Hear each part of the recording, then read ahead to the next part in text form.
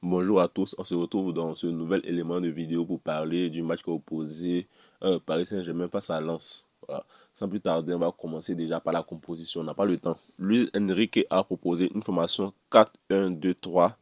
Au poteau, on avait Chevalier, en défense, on avait Hakimi, Zabarni, Beraldo plutôt et Hernandez.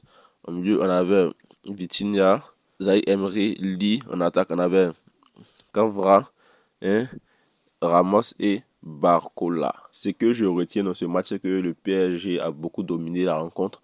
On a eu 73% de possession de balles pour le PSG en première mi-temps contre 27% de possession de balles pour Lens. On a eu 4 tirs dans ces 73% de possession là contre 5 tirs pour Lens, 3 cadrés pour Paris Saint-Germain et 2 pour Lens. Donc ça, ce sont les statistiques de la première mi-temps qui montrent que le PSG a beaucoup eu la possession de balles. Pareil aussi pour la deuxième mi-temps, même si euh, Lens a eu un peu plus la possession de balles par rapport à la première mi-temps. On a eu 63% de possession de balles pour le PSG contre 37% de possession de balles pour Lens. Donc 10 tirs pour, pour le PSG, donc 3 cadrés, 6 tirs pour Lens, 1 cadré. Comme on l'a vu en première mi-temps, le PSG a eu plus de temps fort. Il y a eu plus de temps fort, plus de temps pour marquer. Mais en deuxième mi-temps, c'était vraiment difficile parce que Lens a vraiment essayé de mener la révolte parce qu'eux aussi ils ont eu tellement de temps fort en deuxième mi-temps.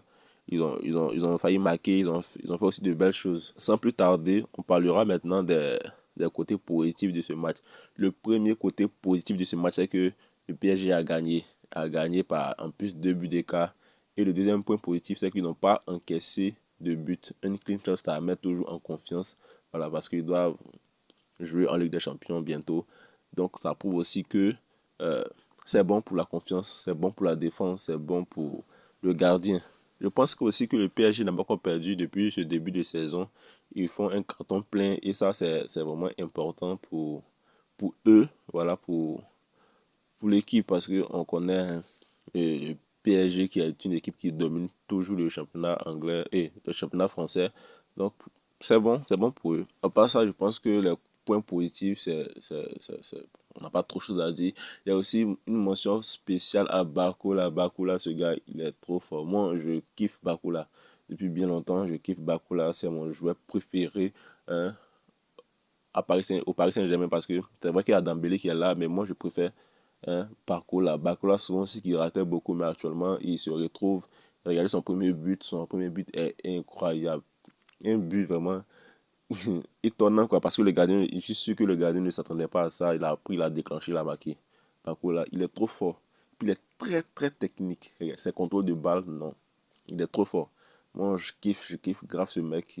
Voilà. Et puis, bah, il m'a convaincu aujourd'hui. Il a marqué tout ça. Donc, tu ne peux qu'être content de lui aujourd'hui. Il y a aussi Vitinha, le patron du milieu. Vitinha, 2 passes décisives dans ce match.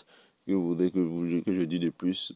Vitinha qui maîtrise son sujet. Hein, c'est Vitinha, l'un des meilleurs milieux actuellement d'Europe.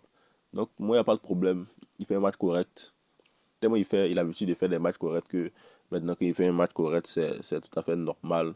On n'a pas grand-chose à dire. Vous voulez que je dise quoi? C'est Vitinha, hein? Encore un autre point négatif que j'aimerais mentionner dans ce match, c'est que euh, il y a eu trop de blessures. Il y a trop de blessures. Pas il y a eu trop de blessures, mais il y a trop de blessures au PSG. Dembélé qui est absent, qui est blessé. Doué qui est blessé. Kevara qui est blessé. Vous voyez, il y a trop de blessés. Et ça va causer beaucoup de problèmes en Ligue des Champions. Parce que ce sont des joueurs cadres du Paris Saint-Germain. Donc, quand ils ne sont pas là, ça cause vraiment problématique. Ça cause problématique. Et je pense que il va falloir être psychologiquement prêt et espérer que les joueurs là reviennent vite dans les moments décisifs. Parce que si Dembélé, Doué, Kevara ne sont pas là lors du match face au FC Barcelone, même vous savez, hein, parce que le FC Barcelone a gagné 6 buts à 0 là, mais vous savez. Et je pense qu'il y a ici la liste des blessés. Il y a Désiré Doué, il y a Ousmane Dembélé, il y a Kvaratskhelia, il y a Kingsley, il y a Lucas Beraldo. Donc tu vois, ça fait beaucoup, hein, déjà 1, 2, 3, 4, 5 joueurs blessés. ça fait déjà beaucoup. On espère qu'ils vont vite se rétablir parce qu'on a envie de voir du spectacle face au FC Barcelone. Voilà.